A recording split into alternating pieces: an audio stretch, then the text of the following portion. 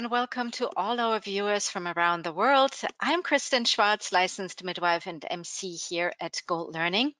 And here at Gold, we are preparing for a brand new lecture pack titled Preventing and Healing Perinatal Trauma.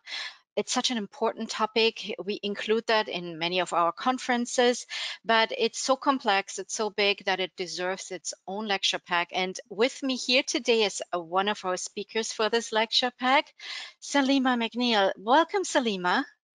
Thank you so much for having me. I'm so excited to be here and to be a speaker on this package. It is wonderful to have you here. And Saleemah, you know we have an international audience here at Gold. Where in the world are you? Just to let us know where you are so listeners can get a little picture. Yes, I'm in the United States, specifically Pennsylvania, and I live in the city of Philadelphia. Wonderful. Thank you for sharing that. Saleemah, you have a fantastic background. You are a reproductive psychotherapist, a certified lactation consultant, a birth doula, all these professions very close to my heart as a midwife. So it's wonderful to have you here today. So tell us a little bit about your journey. Well, my journey started about 14 years ago when I delivered my son, who is now a freshman in high school. So Oh, being a patient in the hospital system here in America definitely fostered my work and what I do and the passion behind it. So I am a survivor of a traumatic birth experience due to the labor experience that I had in the delivery room. I felt that I was overlooked, that I wasn't mm, listened to, and because I was young, I wasn't taken serious. So yeah. that led to an emergency C-section where I had to go under local anesthesia.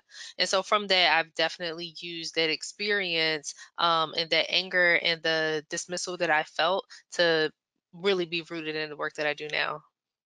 Wonderful. Thank you for sharing that. And we know that Black women, women of color, Black babies are more likely to die in childbirth as white women and white babies and get worse treatment as well, you know, and independent of economic status as well. We know that Right. even famous and, you know, women like Serena Williams or Beyonce had traumatic births. So, you know, it's wonderful to have you here, shining light on that topic, educating us, and being there for the community. Thank you so much.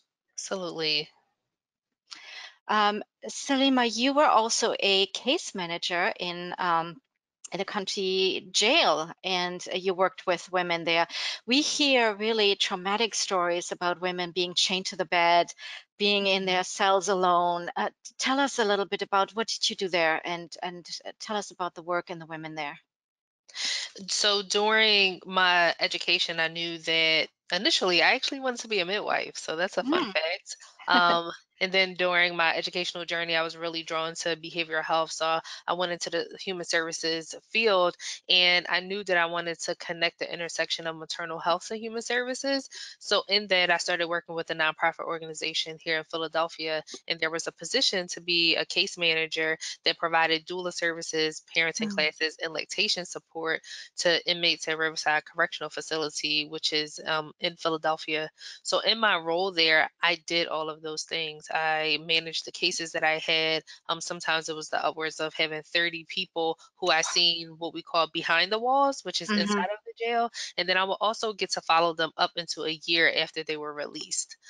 During that time of being with them while they were incarcerated, I was awarded the privilege and the honor of supporting them during their birth. Um, mm. 9 times out of 10, I was the only support person that they had Oh, there because the correctional officers weren't allowed to be in the room at that moment during the labor. They would step out into the hallway, and it was traumatic. mm, Sometimes for myself, when the participants didn't leave the hospital with a live baby, and a lot of the times for them when they were handcuffed to the bed or chained to the bed, and I would have to advocate and say in 2010 there was a bill introduced by our legislation and passed in the house to say we can no longer chain inmates to the bed mm, during labor and delivery, not anytime during their delivery. And so I would advocate for them and say, this is not what's supposed to happen. Call your captain, release her ankle from being, chained to the bed, release her wrist. She needs to be able to reach for her baby and so forth. And so that experience was really rewarding and really grounded me in what social Mhm. work and human services was about here. And it fostered my passion for wanting to help women on a greater scale and talk about the injustices that go on. And that fostered me going into my master's program to become a therapist. Wonderful. Thank you for your amazing work there. And that program you were working with sounds like a really wonderful program. And the heartbreaking stories you saw, women you saw there, the Mhm. who were not as fortunate to have a live baby or be with their baby, and but supporting them there, it must have been a very, very profound experience for you. But I can also imagine that many women in other facilities do not have that doula like you were there, right? No. And That's not typical in programming inside women correctional facilities here in uh, America. There's about 4 or 5 doula programs inside correctional facilities yeah, here. I can't name them all, but we have, 50 states, and not correct. Mhm.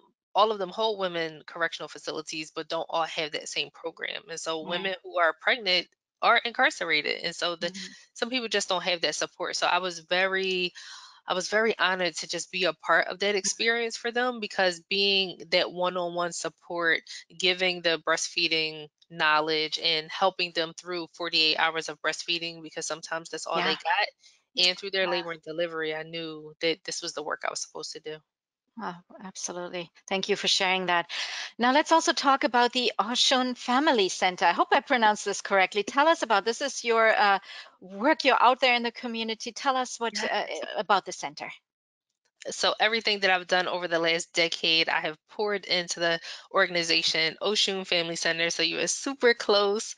It is the total embodiment of what I would think I would be as a goddess. And Mhm. so African proverbs, specifically in the Nairobi tribe, Oshun, Yamaya are all goddesses. And are for femininity and fresh water Mhm. and just women and birth and all of the great things. And so I founded and named the organization that, based on the premise that we would be here to help reduce the Black maternal mortality rate, not just in Philadelphia, but hopefully in Pennsylvania and globally, Mhm. with the programming that we have. And so it's a three-pronged approach that we take. One, we heavily focus on the mental health of the families, specifically the birthing person. So we gear towards perinatal mood and anxiety disorders and help circumventing some of those fourth trimester fatalities that may come preceding about with postpartum depression. In addition to, we connect our clients with doula services.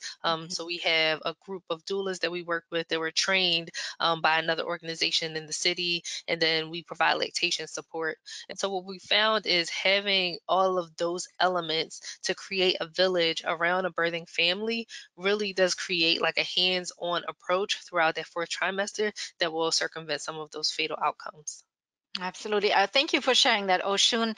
What a beautiful name. And I must say, I saw your logo. It is perfect. It's so beautiful. It's really, and I hope our viewers will check out also your website as well, so Absolutely. they can learn more about your center there and the beautiful work you're doing there. Now let's talk about your presentation for the lecture pack. And you mentioned the village, right? It takes a village. And your Takes presentation a is village. titled "Overcoming Barriers in Black Maternal Health. It Takes a Village." So tell us a little bit about this presentation. So this presentation is really grounded in the ins and outs of providing racially concordant care. So that means that the providers that you are seeing look like you, have shared life experience, can relate to you in some way, shape, or form. Because what Mhm, we found is that women, or Black women specifically, who are paired with Black providers, they tend to be more comfortable with them, and there's a trust factor that goes in, and they're more transparent about their care because they feel listened to. So this presentation is really talking about what it takes in that village, the village that I've created, not only with Oshun Family Center, but the Maternal Wellness Village, and how we come together as a group of Black birth workers in the city to be hands on and help circumvent some of those outcomes. And also discussing the historical implications that have happened in the United States across this time that Mm, is the root of why there's the trust and mistrust in the medical system. And I think it's very important that not only that we highlight that there is the barrier of Black maternal health, however, the cause and the problem is not our race, but it is racism. right. Right. Well, thank you for sharing this. I am looking forward so much to this presentation. It takes a village, and I can imagine, that's why we want our listeners to come to the presentation. We also will learn how can we create such a village in our area of practice, right?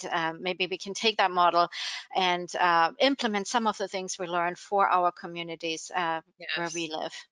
That's the hope. The hope is that people can see this presentation and learn more about putting together a village of your own and the benefits of having it throughout that first trimester. It can be the difference in surviving in the first trimester, thriving, or Right. not being able to do either one.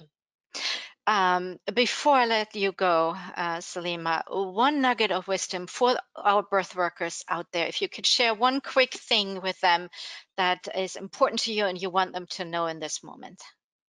I want birth workers to know that we need you. I love seeing the next generation of doulas be trained. I love to see how midwifery is actually touching back to our ancestral roots, Yes. where we are birthing at home and birth is a natural process, and there isn't a lot of medical interventions for birth if it doesn't have to be. Sick people go to the hospital, and pregnant women are not sick. So, as a birth worker, just stay whole and stay strong with that family to be that support for them because they need you. Thank you, Saleemah, for spending time here with me today and talking about the amazing work you do out there in the community, your background, and of course, the presentation here for Gold. It was a Yes. pleasure speaking with you today. Thank you so much for having me. I can't wait for the conference in October. Thank you so much. And for our viewers now, you can find out more about this presentation and the other presentations in the lecture pack when you go to our website, goldlearning.com. If you have any questions or comments, you can post them below for us as well.